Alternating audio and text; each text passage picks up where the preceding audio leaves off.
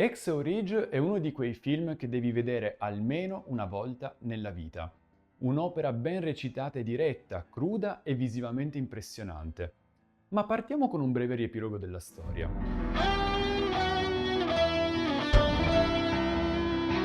Il film esplora la storia vera del soldato Desmond Doss, un obiettore di coscienza che è stato capace di salvare più di 300 persone durante la guerra nel Pacifico, qui ottimamente interpretato da Andrew Garfield. Sapete, no? Spider-Man, quello maltrattato dalla Sony.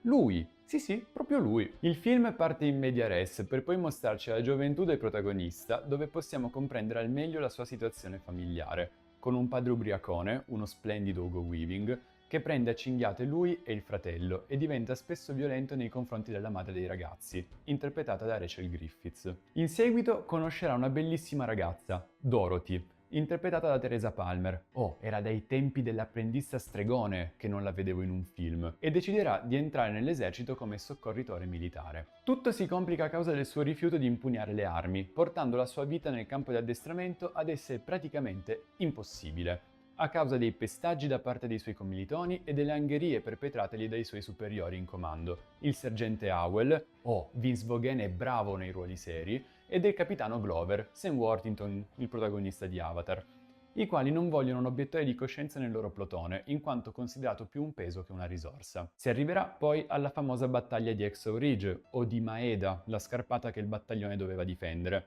che dà il titolo al film, dove il protagonista farà ciò per cui è diventato tanto famoso: salvare 75 compagni d'armi.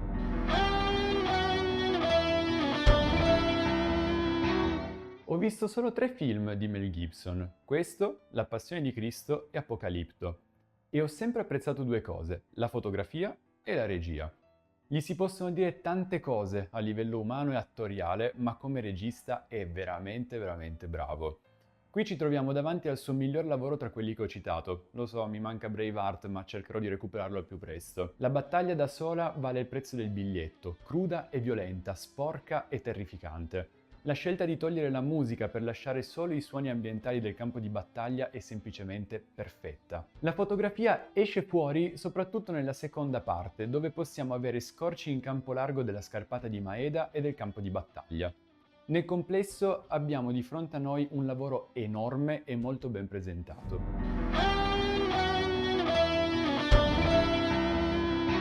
Un film che vince l'Oscar per il sonoro probabilmente non ha bisogno di altre lodi. Il sonoro nella battaglia riesce ad essere crudo e spietato quanto le immagini a schermo. Non aggiungo altro, vi lascio il piacere di scoprire questi dettagli da soli, in caso voleste recuperarlo. Il lavoro di Rupert Gregson Williams, che ha lavorato anche ad Aquaman, B-Movie, La Gang del Bosco e molti altri, alla composizione delle musiche è più che positivo, pur non avendomi colpito particolarmente, rimanendo sempre abbastanza nell'ombra. A mio avviso sono più impattanti le parti senza musica piuttosto che quelle in cui è presente. Ma questo, ovviamente, non toglie nulla al lavoro fatto da Gregson Williams.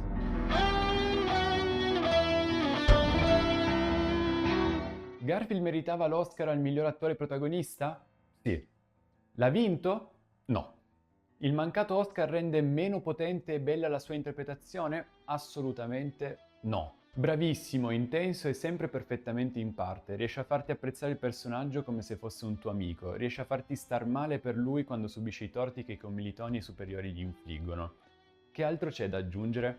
Bravissimo. Non che gli altri intorno a lui siano stati tanto da meno. Su tutti penso che spicchi l'interpretazione di Hugo Weaving nei panni di Tom Doss.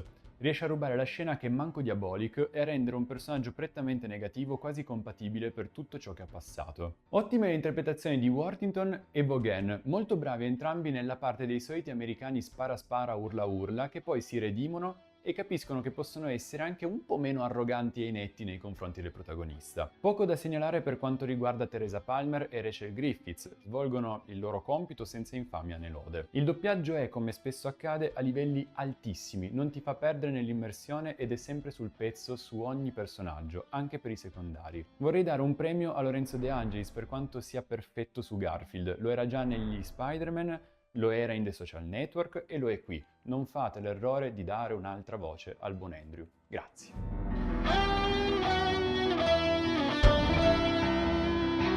Un film che racconta una storia davvero impressionante e che lo fa in modo quasi magistrale. Spiccano regia, sonoro e recitazione, dove Garfield e Weaving la fanno da padroni. Un film assolutamente consigliato che entra tranquillamente nell'Olimpo dei migliori film di guerra. Il film lo trovate in streaming attualmente su Prime Video, Netflix e Team Vision. Vi lascio il link in descrizione.